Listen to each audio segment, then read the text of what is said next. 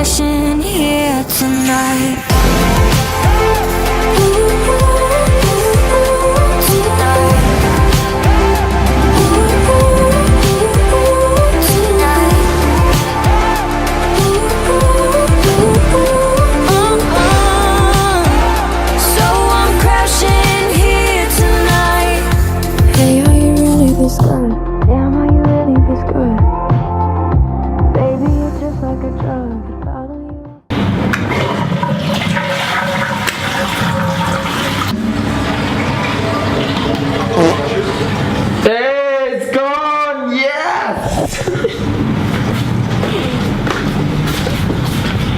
It takes a while to put up enough water to flush your turd down into the sewers. Nói cái đéo gì không hiểu. Ê, xin chào, sáng nay đi toilet thì mất phải 5 lần giật. 5 lần giật thì mới trôi hết được. Tất cả do thằng này.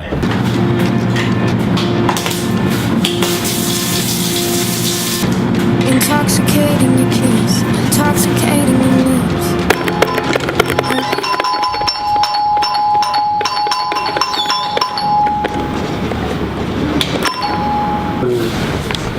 Tired for this. Đây đây. Không biết là chuyện gì sẽ xảy ra nhỉ. Woo, bitches. Woo.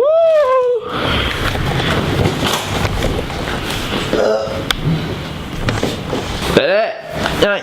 Get out. Get the fuck out.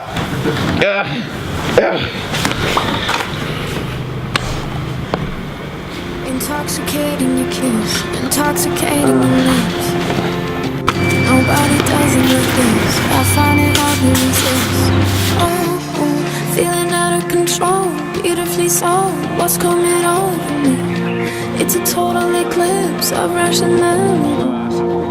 So this could be a bit more of a chill day. Yesterday was absolutely manic, climbing mountains, risking lives. Today's apparently going to be a little bit more chill. We've got a boat trip, climb another mountain I think, and possibly kayaking as well, we'll see. I don't usually say this, I don't usually play this game. Yeah, I know I'm not faded, but it kinda feels that way. I don't usually say this, but I think I should let you know. But baby, baby, I don't wanna go. How could I go home when I feel like I belong in your arms? Real man. Thanks so much, Tree. I appreciate it. No problem. Thôi đủ thôi, khổ quá lâu quá. Tao không cho hết đoạn này vào đâu. Scratch your cheek. Scratch the cheek. Alright. Alright guys, enjoy. Lấy lược á. Lược đi nhanh lên. Tao bảo lược thì lược đi nhanh lên. Rồi. Rồi, biết. Alright, so we're back from our morning excursion. Now what we're doing is we're dropping off Hui. He's going to go back to Hanoi first for some family stuff. It'll just be Ray and myself heading off on a boat trip. Yeah, I got myself too drunk on you to drive, so I'm crashing here tonight. Hiện tại thì bọn mình đến cảng ở đây công nhận là nó cái vibe, cái không khí nó khác hẳn hôm qua thì ở một nơi rất là yên tĩnh, chỉ có cả cái khu đấy cho riêng bọn mình thôi, phải không? Vắng vẻ, thoải mái, dễ chịu. Ở đây á, đông nghịt khách du lịch, đông khủng khiếp luôn. Nhưng mà cái đấy thì cũng dễ hiểu rồi, phải không? Tại vì Vịnh Hạ Long là một trong những địa điểm du lịch số 1 Việt Nam luôn, nên khách du lịch đông. Có phải anh quen của anh người cũ không nhỉ? Anh Hiếu đúng không ạ? Vâng đúng rồi. Anh Hiếu gửi vé luôn nhá. Xin nhá. Anh cái kiểu à? Thank you. Like also from England, I'm Vietnamese. Bạn hướng dẫn viên bạn đến đây để giải thích cho bọn mình là lịch trình ngày hôm nay như nào. Nói chung là rất là thú vị.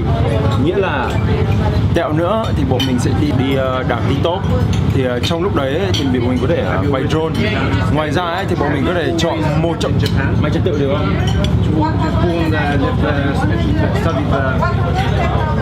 Thẳng Tây. So I'm crashing here tonight.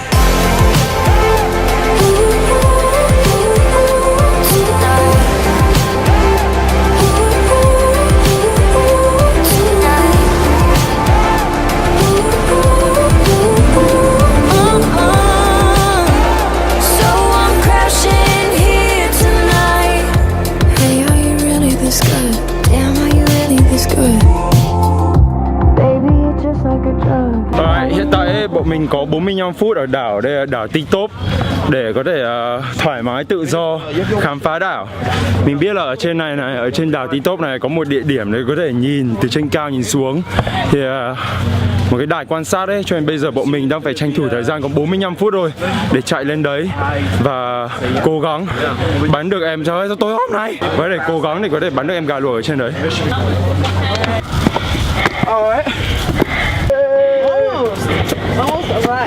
Tất cả mọi người ơi, ôi ơi mà tôi tiên ơi, ôi trời ơi.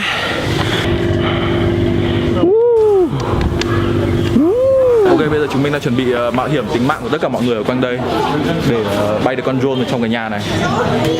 Vì tính mạng ấy thì có nhiều, nhưng mà cảnh drone á, đến đây á, lâu lâu chỉ có một cảnh thôi.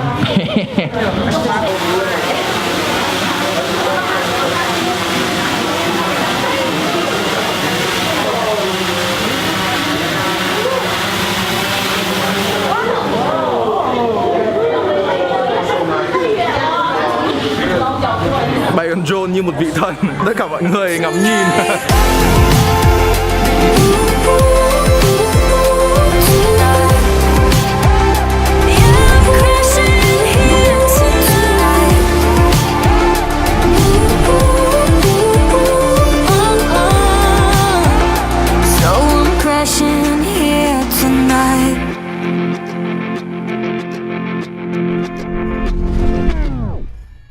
Ok, hiện giờ bọn mình đang đi xuống từ đỉnh Ti-Top đây. Lúc nãy là một sự kiện khá là thú vị khi mà tôi đã đuổi hết tất cả mọi người ra khỏi đấy để có thể bay em gà luộc. Khá là thú vị khi mà tôi đã đuổi.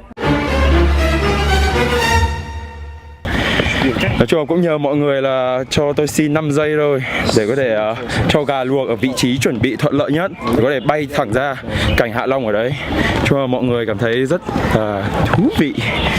Cũng dạ, em chào anh ạ. Rồi các cháu Trung Quốc ấy chạy ra.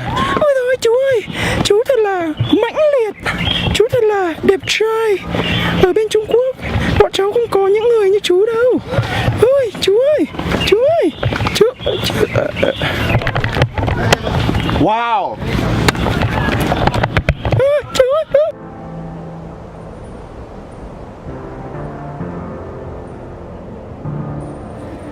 Sometimes I feel like I can't remember waking up with you when we were together. I lost my temper, you left at midnight. We saw the tears fall like rain on the headlights. Đi cả cái chuyến này ấy, thì ba đứa kiểu lúc nào cũng cầm máy quay, cầm drone, cái kiểu bay loạn hết tất cả lên. Nói chung là không nghe luật lệ, không nghe hướng dẫn viên gì cả. Mọi người có thể thấy là rất nhiều khách du lịch như này đây thì họ tuân thủ luật lệ, họ những con người có trách nhiệm. Mọi người nên là những con người có trách nhiệm. Ok. Bây giờ chúng mình vừa chuẩn bị súng ống để bây giờ chuẩn bị lên đường kayaking. Bây giờ Bani sẽ đi một mình, thằng kia sẽ đi một mình, còn mình với cả Ray sẽ đi cùng nhau và làm một chút epic launch. Không, 1, 2, 3 này. Tôi bỏ cái máy chụp. Thank you, bye bye. Hey, so Ti, mày chào hết nhá. Ok. Chuẩn bị đâm rồi. No, the other way. Oh shit. Oh shit, don't hit me. Oh.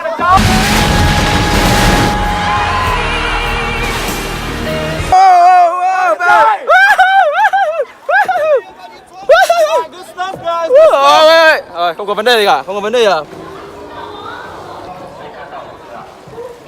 Ok, bây bọn mình đang ở chỗ này đây. Bây bọn mình ấy muốn xuất phát từ đây, kayak xuống cái đường dưới kia và sau đấy sẽ bay con drone đi theo. Và mong mọi thứ sẽ hoàn toàn ok.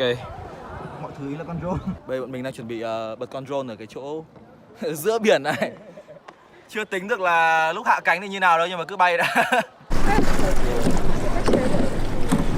Situation is right now is that I'm on my own kayak. I'm already not the strongest person in the world. To be honest, I don't want to admit this, but I'm struggling to row this kayak by myself. Let's get it. know this will never change, but every day I still wait for you. I still wait for you.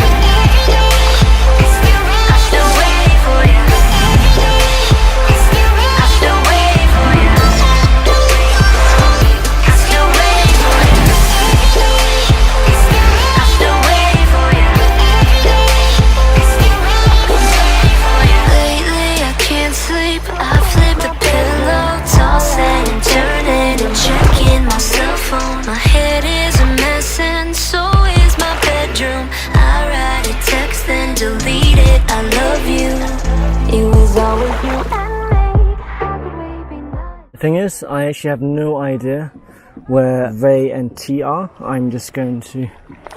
John chuẩn bị hết pin trong khoảng 2 giây nữa. Oh man. Hết pin. Hết pin. Hết. And we're good. Survey tree done. How are you? Like normal human beings. I know you guys are crazy. Well done though. I was like, let's look after Barney, and I just completely forgot about you. I know. I was like, holy shit. What a dick. I had to, do you know how hard it is to kite by myself? Nha, mình đi xe cùng thằng Ti. Xe. Lúc ấy mình đi tàu với thằng Ti. Thế là mình bảo với nó là ơi mình phải đi chậm chậm lại để ý đến Bonnie, không thì chẳng may nó bị lạc hay nó mệt quá nó không theo kịp. Sau rồi một khi em gà luộc đã cất cánh, kệ mẹ Bonnie. Quan tâm hết tất cả gà luộc phải không? Tại vì ấy, gà luộc cất cánh ấy có đúng khoảng hơn 20 phút một chút là sau rồi nó sẽ chết. Thế là lúc mà nó sắp hết pin rồi ấy thì mình có hai lựa chọn. Một ấy là làm thế nào để có thể hạ được đúng ở cái vị trí của mình mà cái thuyền của mình ở lúc đấy ấy. Và sau đấy bắt nó lúc đấy và sau đấy tắt điện đi, mà cái đấy hơi khó tại vì thuyền nó không giữ nguyên một chỗ, thuyền nó cứ đung đưa. Và cách thứ hai là tôi có thể bay qua cái hang kia, bay đâm thẳng qua cái hang đấy, đi về, hạ lên bờ ở đây.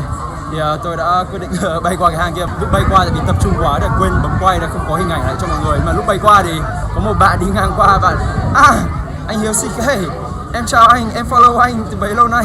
Sau đấy là có rất nhiều người đi qua, khách du lịch, sau họ thấy con drone nó bay qua hầm đấy, rồi ai cũng vỗ tay ở Mỹ ở đây, nó bắn pháo hoa tất cả mọi thứ. Was it tough kayaking both of you guys, or was it? No, it was You got the guns. It was alright. It was alright. Một đại ca đang xin YouTube này. HIEU. Thanks man. I got a new subscriber. What in the fuck is? Ok nào, làm zombie nào. Ok zombie nào. Ăn mặt trời. Ăn nhai. Đuôi lên xuống. Đuôi thẳng vào. Oh man.